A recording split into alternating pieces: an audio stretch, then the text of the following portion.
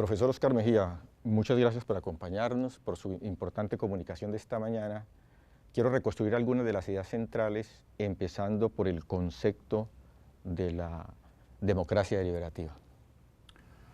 La democracia deliberativa es un concepto que empieza a madurar a partir de las expresiones de desobediencia civil que se dan en el marco del movimiento por los derechos civiles en Estados Unidos desde los 50, que es recogida por varios autores, particularmente John Rawls y indirectamente Jürgen Habermas, pero que se catapulta después de la caída del muro de Berlín en 1989, donde toda la eclosión de movimientos que más tarde será la primavera árabe, que será Occupy Wall Street, que será el movimiento mismo de Podemos en Europa, en España, van a recoger muchos de estos insumos, se van a retroalimentar desde la teoría y desde la práctica, para ir consolidando lo que podríamos llamar dos generaciones de modelos de democracia deliberativa en conjunto. ¿Y cómo ve usted, según la exposición de esta mañana, si nosotros tenemos en Latinoamérica y en Colombia una cultura premoderna y estos modelos tienen una connotación europea y norteamericana, su traslado, transferencia a nuestra realidad, ¿cómo lo ven? Bueno, lo que pasa es que muchos de estos modelos realmente lo que recogen son insumos de hechos reales. En ese sentido, pues uno los retoma como marcos teóricos de interpretación para tratar de dar cuenta de fenómenos políticos. Pero no es la teoría la que va a determinar lo que es la dimensión práctica, es al revés. Siempre es la práctica la que genera los elementos de la teoría. Uno podría decir que en nuestro contexto las mingas, los cabildos, expresiones múltiples de la cultura popular son deliberativas avant la lettre, como dirían los franceses, y que por tanto, digamos, este concepto lo que hace es en última recoger mucho mejor de lo que lo podría hacer la democracia liberal, que son instituciones que efectivamente se han emplazado en nuestros contextos. Esta democracia deliberativa, digo, recoge mejor el espíritu y la realidad de estos procesos políticos que surgen espontáneamente en nuestro contexto. Retornando al concepto de dos tradiciones importantes, la de Rawls y la de Habermas, algunos teóricos que citan ustedes en el libro Con Rawls y contra Rawls señalan que más parece una disputa familiar que unas verdaderas contradicciones entre los dos pensadores. Sin embargo, sería importante marcarle a nuestra audiencia cuáles serían los puntos de contacto y diferencia en las dos propuestas.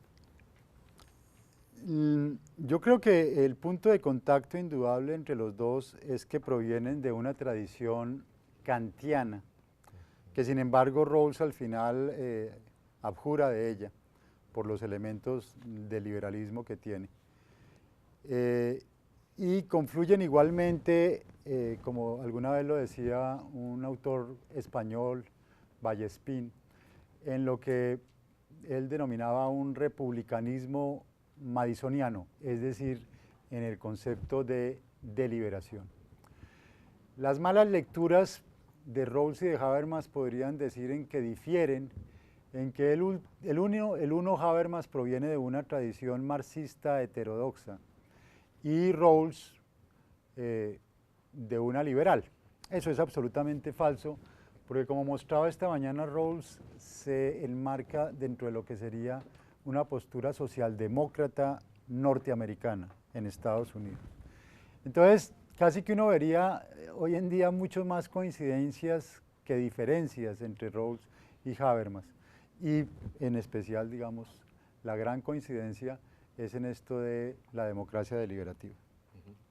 Y con Chantal Mouffe, que esta mañana no alcanzamos a tratar, el concepto de radical que aparece en Habermas también y en ella, ¿cuál sería el matiz allí de...?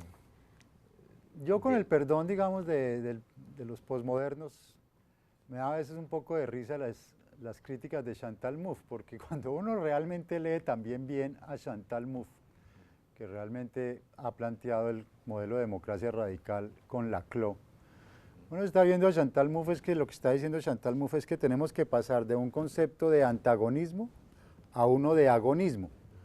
Superar la distinción amigo-enemigo por la distinción de el adversario que yo reconozco sin querer matarlo. Y que la sociedad tiene que reconocer todas las posturas políticas, tiene que reconocer todos los discursos. La verdad es que cuando uno compara eso con Habermas, no encuentra ninguna diferencia, ¿sí? Es decir, una lectura sistemática y, digamos, no sesgada, va a encontrar sin duda en el modelo de Laclau, Mouffe y Habermas muchas más coincidencias de las que algunos de sus intérpretes un tanto ligeros buscan mostrar. Y la sugerencia que hace ella de articular el sujeto universal, un poco abstracto, con el sujeto encarnado, de pronto también se le acusa a Habermas del universalismo de la propuesta en términos de los... Claro, y en eso sí tiene razón porque la propuesta kantiana por kantiana, digamos, le da un peso muy grande al sujeto universal. Y bueno, y ese sujeto universal, ahí entran todas las críticas que conocemos de la decolonialidad, etcétera, etcétera. Entonces ahí indudablemente, digamos, el exceso, la tradición racionalista europea y en últimas occidental, gravita pesadamente sobre el cerebro de estos autores e indudablemente eso opaca y insisto, al lector que digamos no profundice un poco más y no lee entre líneas, opaca la posibilidad de ver que también, particularmente en Habermas, la ética del discurso es una ética situada, no es una ética universal, es una ética situada, ¿sí? Los principios de la ética del discurso son situados, se enuncian en el lenguaje de cada cual, en las formas de cada cual. Un poco el comentario jocoso de Borges, ¿no? Que si Shakespeare se leyera en Argentina, cuando Brutus asesina a César, César diría, en lugar de decir pero Brutus, diría pero che. Bueno, más o menos ese es el planteamiento de la ética del discurso. Esta mañana se cerró una parte de la exposición con una observación crítica de un profesor bastante conocido en torno a la propuesta de Habermas, según la cual los actos ideales de habla tienen la dificultad en el desconocimiento de condiciones particulares de los participantes en esos actos por condiciones socioeconómicas, capitales culturales, de género, de etnia. Mi opinión al respecto es que en sitios como la universidad, donde se supone que estamos personas que tenemos una cierta simetría en el acceso a lo cultural, es mucho más dado de llevar a la práctica la propuesta, que obviamente si estamos en... Eso como lo viste, porque en la universidad también se cuestiona que aquí mismo no se podría llevar a cabo la propuesta habermasiana. Sí, yo a veces incluso pienso que la democracia deliberativa es más complicada en las universidades que por fuera de las universidades, porque como en las universidades todos son genios y todos creen que tienen la verdad revelada, entonces es una lucha de poder discursivo muy compleja, muy complicada, que a veces no llega realmente a nada y que termina con que toda propuesta que sea disidente es acallada con rechiflas, ¿sí? En las asambleas triestamentarias, bla, bla, bla. Y a veces en el mundo de la vida, fuera de la universidad, la gente tiene unas dinámicas y es la fuerza de los argumentos vitales. Yo permanentemente siento que el profesor universitario queda desarmado, ¿sí? Ante los argumentos de esas expresiones, de esas personas que vienen del mundo de la vida. Queda desarmado.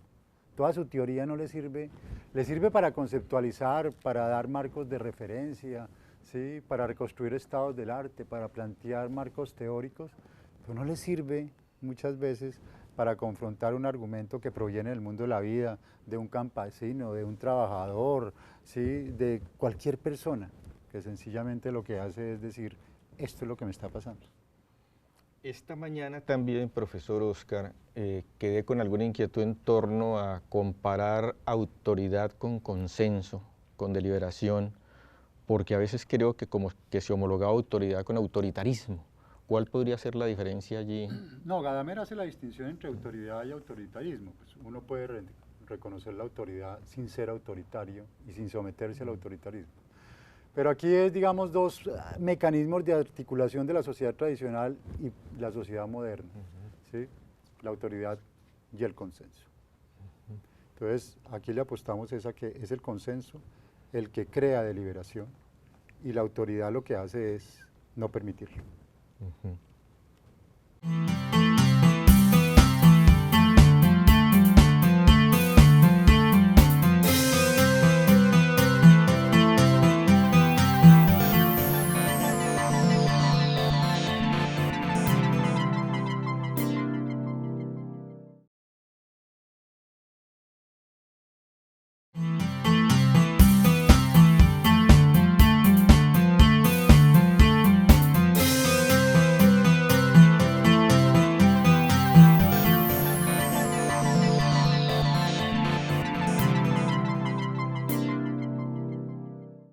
Continuamos con el profesor Oscar Mejía de la Universidad Nacional de Colombia, quien gentilmente nos ha colaborado en la mañana con una interesante exposición sobre la democracia deliberativa y la ética cívica. Quiero ahora, profesor Oscar, resaltarle a nuestra audiencia la importancia y la vigencia en la coyuntura política actual que vivimos en Colombia de este concepto de la democracia deliberativa. Sí, ayer precisamente también en otro encuentro en la Facultad de Derecho hablábamos que una de las necesidades teóricas y una de las responsabilidades que tiene la universidad en este momento es dar una alternativa a un concepto de lo político que es el que ha primado particularmente en nuestro medio, tanto en versiones extremas de izquierda y en versiones extremas de derecha. Lo que se ha propiciado es una definición de lo político a partir de lo que se conoce como la distinción amigo-enemigo. Esa distinción ha atravesado la historia colombiana. Eso es lo que en cierta manera, por las circunstancias que sean, ha sido interiorizado por los actores del conflicto, ha sido interiorizado también por los actores académicos, ha sido interiorizado por la sociedad en general. En el momento en que estamos en un proceso de paz, es fundamental, es clave, es definitivo que la sociedad, a partir de sus órganos pensantes, a partir de sus instancias de reflexión, logre darle una alternativa a ese concepto amigo-enemigo. Y ese concepto amigo-enemigo tiene como alternativa precisamente la deliberación. Ya la deliberación yo creo que es una apuesta precisamente para que comprendamos que no es estas distinciones que en últimas invocan a la violencia y invocan a la fuerza, sino que es en la deliberación donde las sociedades pueden más o menos ir encontrando los caminos que la lleven a una conciliación, a una reconciliación y a la proyección, digamos, de un modelo societal que a todos nos convenga. Pero ese binarismo, aunque aquí es notable el peso del concepto, ¿no es también cuestionable y hacerlo extensivo a todos los órdenes de la sociedad en términos de, digamos, excindir lo masculino de lo femenino, ¿no? Lo cultural de lo natural, lo universal de lo particular? Porque esta mañana usted señalaba que el derecho, en una definición fuerte, creo que retomada de Habermas, ha sido un instrumento de colonización del mundo de la vida en términos de normatizarla, pero yo pensaba, pues ha sido como toda la tradición positivista en el sentido de lo que estamos viviendo en la educación superior, ¿no? Competitividad, rentabilidad, eficiencia, medición, pruebas internacionales. Entonces, aunque para el problema del conflicto es fundamental erradicar ese binarismo amigo-enemigo, no hace parte de todo este conjunto binarista que tendríamos que trabajar también de las universidades. Bueno, aquí de lo que se trata es de superar el binarismo en ese sentido, sí. Es decir, en el sentido de esa distinción amigo-enemigo, que es también toda una discusión a nivel de la filosofía política, se ha apropiado incluso de las estructuras más íntimas del Estado, y proporcionar un modelo orientador, si ustedes quieren, un principio heurístico, interpretativo diferente, que permita no solo ver los procesos políticos y analizar la política en términos alternos, sino proporcionar un modelo, y hasta podríamos decir ético-moral, de convivencia para la sociedad. Ni siquiera estaría aquí planteándose un modelo cognitivo absoluto, fuerte, ¿sí? Se estaría planteando es que más allá de ese modelo cognitivo rígido, previo a ello, lo importante es que podamos deliberar para llegar a lo que sea, pero deliberar y no echarnos bala. Ese es sustancialmente eso. Epistemológicamente, estos modelos trabajan con una concepción de verdad coherentista y constructivista, según entendí en la lectura que nos envió, por oposición a un correspondentista. Es importante hacer ver eso porque todas estas son propuestas susceptibles de... Digamos, toda la discusión que se está dando ahorita sobre la definición de lo político es una definición que retoma a Heidegger y es una definición que parte de lo que han llamado una concepción postfundacional de lo político. Esa concepción postfundacional de lo político intenta tomar distancia de un fundacionalismo escolástico, es decir, lo político es esto, o de un fundamentalismo que sería buena parte de las posturas posmodernas, de todo vale, nada vale, y que intenta es plantear que para este momento histórico, se requiere una formulación de lo político contingente, ¿sí? Que no es absoluta, que no es esencialista. Esa definición de lo político para este momento podría ser la deliberación, ¿sí? Puede que en 50 años no lo sea, no lo fue hace 50, ¿sí? Pero es lo que, no solo para Colombia, sino para el mundo entero, a partir de los finales del siglo XX, se iba en cierta manera imponiendo, que a nivel global se vio abortado por los eventos del 11 de septiembre, ¿sí? Porque ahí de alguna manera lo que hicimos fue retrotraernos otra vez a la distinción amigo-enemigo en el sentido de terrorista, no terrorista, ¿sí? Pero que ahora vuelve, digamos, a ambientarse con todos estos movimientos de la primavera árabe, de Occupy Wall Street, de Podemos en España, de estos movimientos ciudadanos en toda Europa. Esta mañana usted señalaba que el concepto de equilibrio reflexivo en Rawls tenía que ver mucho con no solamente los conceptos y lo cognitivo, sino con internalizar, incorporar en las prácticas cotidianas esta actitud de liberación y de permanente negociación. Pero también entendí en mi lectura en algún momento que es una invitación del mismo Rawls a que esos principios y esa propuesta puede estar cambiando en el curso del tiempo para no considerarla. Sí, la verdad es que así es desde la teoría de la justicia de Rawls, pero la interpretación muy sugestiva la hace un profesor libertario español, Javier Muguerza, que es además pues, un profesor que fue exiliado por Franco a las Canarias.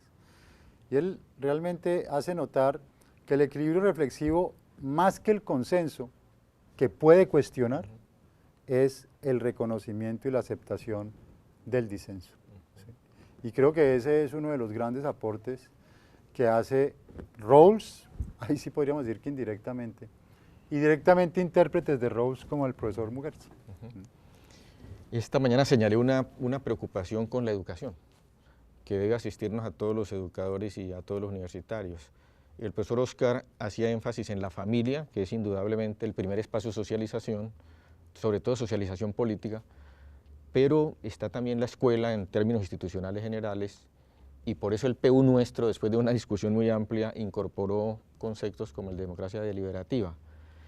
Algunos de nosotros creemos que solo una pedagogía cercana a lo que se denominan las pedagogías críticas podrían contribuir a promover estos conceptos y volver el aula de clase un espacio ya, un laboratorio, entre comillas, deliberativo.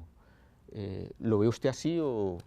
Indudablemente, ¿no? Yo reitero que, pues, digamos, los dos grandes crisoles de socialización primaria los vamos a encontrar primero en la familia y más tarde, pues, en la escuela y en todo el sistema educativo.